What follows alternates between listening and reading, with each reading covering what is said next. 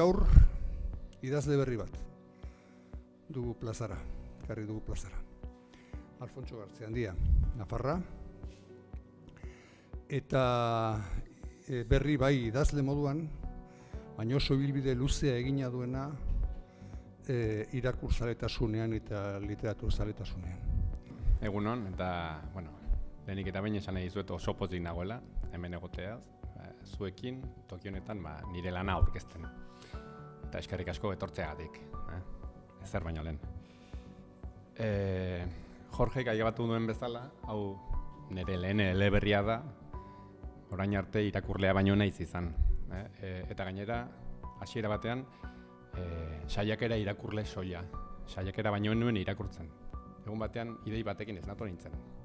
Niretzat balizkoa izan ziteken, niretzat askiona izan ziteken idei batekin, hilketa bat eta protagonista bat. Eta biak harilkatu zitzaken trama bat. Protagonista, Jorgek esan bezala, Urko Etxeberria. Urko Etxeberria gazte arroa da. Arroa nortasunekoa gurasoen etxean, gurasoen babesean eta eroso bizi ordez, bere kabuz bizitzeko aukera indun. Urko genio bizikoa da ere, ausarta, horren ondorioz gaztetan aurrekari penalak lortuak ditu. Urko apartamentu batean bizi da, tarteka egiten duen lan batek finantzatzen du bere bizitza, Santiago deitzen du. Santiago ikerlari agentzia pribatuek hala nola azpikontratatzen duten Guardia Zibil ohi bat da. Eta laguntza behar duenean, Urko deitzen du morroi gisa lanera. Hasieratik esan bezala, presente izan dut irakurlea.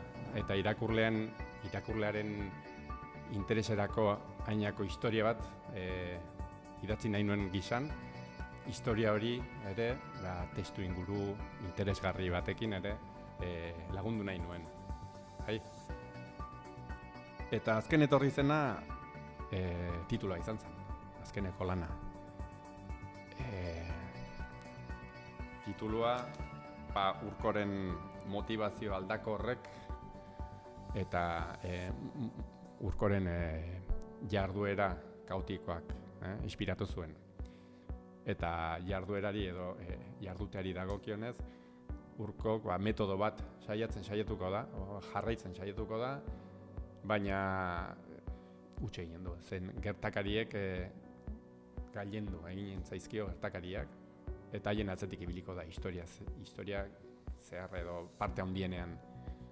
Izango ditu intuizioak, izango ditu asmatzeak, improvisazioa, hutsak ere egingo ditu, usteetan oinarrituko da, bere alde ustelarekin ere, denetarik izenan da. Baina beti ere, elkarren atzean kateatuta dauden kausalidade kate horretan, ibiliko da Urko, menderatzen ez duen kate horretan. Bere motivazio aldakorroien